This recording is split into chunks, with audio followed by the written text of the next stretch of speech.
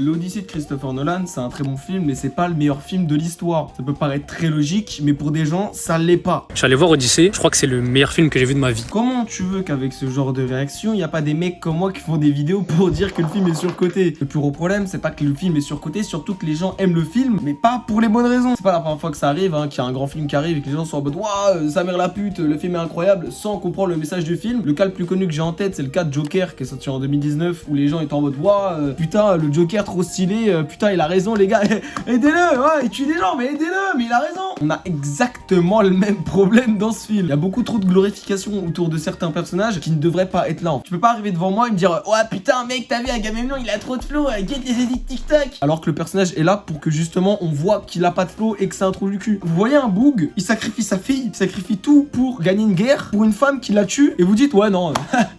10 sur 10, 420 milliards d'auras en plus.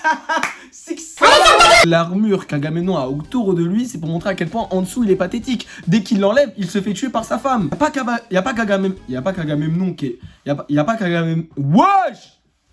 J'arrive pas à parler, c'est bien. Y'a pas qu'Agamemnon qui a ce problème-là, il y a aussi Ulysse et tous ses compagnons en fait. C'est pas les gentils de l'histoire, les frères. Enfin, ça paraît logique. Pour toi, peut-être, ok, on continue. Mais pour des gens, ça l'est pas. Quand on parle pendant tout le film des gens de la mer qui viennent piller, qui viennent violer les gens, on parle des anciens compagnons d'Ulysse en fait. On parle d'Agamemnon, des autres qui essayent de rentrer chez eux. Même pour ça qu'à un moment, t'as une scène sur l'île des géants, la meuf qui a transformé les compagnons d'Ulysse en cochons, c'est indirectement dit qu'en fait, elle s'est fait violer par les compagnons d'Ulysse, justement, les gens de la mer. Je crois même qu'à un moment, elle dit justement quand elle retransforme les compagnons d'Ulysse en humains, reprenez votre forme, bande de fils de pute, parce qu'en soi vous êtes des cochons. Pour les gens qui n'avaient pas compris le film, etc., pas de jugement en soi, c'est juste qu'en fait le fait de comprendre le film à ta manière et de te dire ouais, lui c'est un beau gosse, alors qu'au début du film il bute un chien et qu'en soi tous ses potes c'est des violeurs, bon frérot, si t'as cette vision du film, essaye de pas trop éduquer d'enfants s'il te plaît, parce qu'après ça va être un peu galère. En soi, vous êtes pas les plus chiants. Vous avez juste mal compris le film, comme à l'époque de Joker, comme je le répète, où juste les gens étaient en mode ouah, putain, Joker plus 8 milliards d'auras, les gars vous avez raison,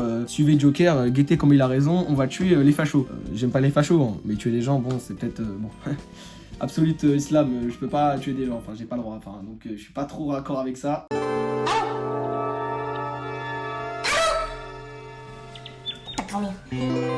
Yop tout le monde, aujourd'hui nouvelle vidéo, je vais vous lister mes idoles et les gens qui me guident dans ma vie. Alors tout d'abord, celui qui m'a vraiment aidé à vouloir éradiquer les fachos, vraiment faut le suivre, c'est un modèle, Joker dans le film Joker de 2019. Deuxième inspiration pour moi, Ulysse dans le film The Odyssey, une figure paternelle que je voudrais avoir dans ma vie, malheureusement je l'ai pas. Troisième modèle que j'ai dans ma vie, oui vous le connaissez tous, c'est vrai que ça date, mais oui c'est lui, Adolf Hitler. Vous êtes pas les pires en soi, vous êtes pas les pires. Les pires c'est ceux qui disent non mais de toute façon la femme d'Agamemnon elle est noire. De base, elle est pas noire, hein. Elle est pas noire dans le récit de base, je suis pas d'accord. Ouais, mais sinon, il est pas transgenre de base. Alors que bon, Elliot Page, sinon, c'est peut-être l'un des meilleurs acteurs du film, alors qu'il a duré qu'une minute. Absolute transgenre, islam, animation, cinéma. En fait, les gens ne comprennent pas que, en fait, dans adaptation, t'as adaptation.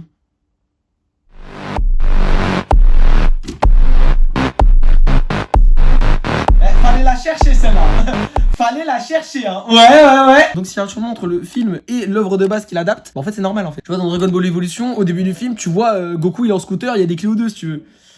Bon, c'est peut-être pas le meilleur exemple de film, mais t'as compris ce que je veux dire. Pour revenir au sujet principal du fait que le film est surcoté, on va quand même revenir sur les trucs qui ne marchent pas selon moi dans le film. Alors il faut savoir que moi je n'ai pas vu la bande-annonce du film, donc je ne savais même pas de quoi ça traitait, je ne savais même pas que l'Odyssée traitait l'Odyssée d'Homère. Bon j'ai deux neurones qui se connectent, mais ouais c'est dur. Du coup moi la première scène où j'ai vraiment été en mode waouh truc de ouf, c'est à la scène du Cyclope. Je m'attendais pas à avoir un Cyclope en fait, je savais toujours pas que ça traitait l'Odyssée d'Homère, je n'avais aucune connaissance dans ça. Et faut bien dire que même si j'aurais vu la bande-annonce, les 30 premières minutes du film en fait t'aimerais pas, hein. Non ouais, elles sont pas ouf. Que bon en soi les 30 premières minutes avant que tu t'intéresses vraiment à l'histoire d'Ulysse, s'en bat un peu les couilles, hein. On l'aime bien le fils d'Ulysse, je dis pas le contraire, mais en soi, perso m'a pas non plus de ouf, hein. En parlant du fils d'Ulysse, son voyage qu'il fait là pour aller chercher son père, on dirait il part 2 jours, hein, très clairement, on dirait il part 2 jours. On voit, il revient en mode ouais les mecs, ouais je suis revenu, ouais je suis revenu, ouais. Dans le film, on a vraiment l'impression qu'il part que 2 jours cet enculé, hein, parce qu'il va juste voir le pote de son daron, faire wesh, mon frère, c'est comment? Son père arrive, son père le sauve, son père le ramène, c'est fini. Troisième truc qui marche pas dans le film selon moi, Travis Scott.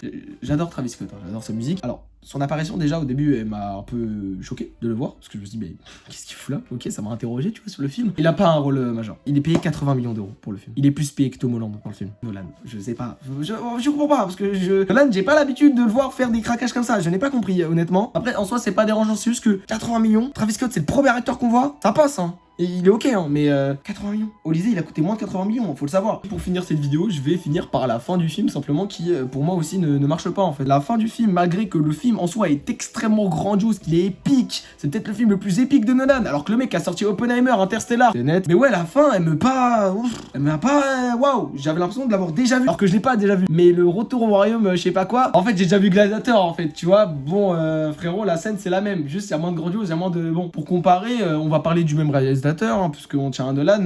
Pour moi, la fin d'Interstellar est largement mieux. Pour moi, la fin d'Oppenheimer est largement mieux. La fin de Tenet, j'aime bien Tenet, hein, c'est pas le contraire, c'est juste que le film est incompréhensible. Et ne fais pas genre que t'as compris le film, laisse-moi tranquille. Oui, mais le passé, Ah, ta gueule, laisse-moi tranquille. Ferme ta gueule. Bon, bah, j'espère que cette vidéo vous a plu. Elle a été tournée à l'arrache, elle va être montée à l'arrache, elle va être publiée à l'arrache, mais avec la passion. Donc, me cassez pas les couilles. Si vous avez kiffé, mettez un commentaire, mettez un like, abonnez-vous. Soyez des gens normaux. Voilà, bisous. Filmez des vidéos sur... Mettez qui, mec.